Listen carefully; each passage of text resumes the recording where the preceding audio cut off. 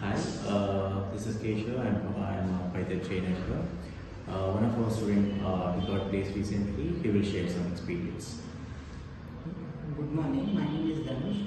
I have completed my BCA in Sheffield College.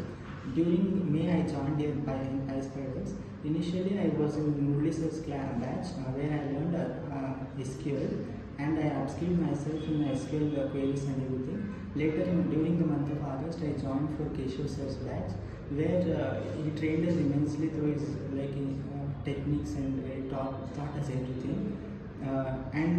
It also helped me like during the batch itself.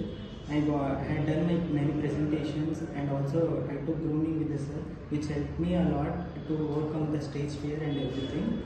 And later I also joined Umashankar sir's batch, which was on web technology, and he also groomed a lot and he gave throughout the Umashankar sir and Keshav sir gave me a support and also guidance for the company where I have to apply, how I have to approach and what and all skills are required to attend the interview. Everything was taught there. So overall I gained a very high experience joining here in PySpiders and upskilled myself in everything. Okay, nice. Congrats and all the best. Thank you.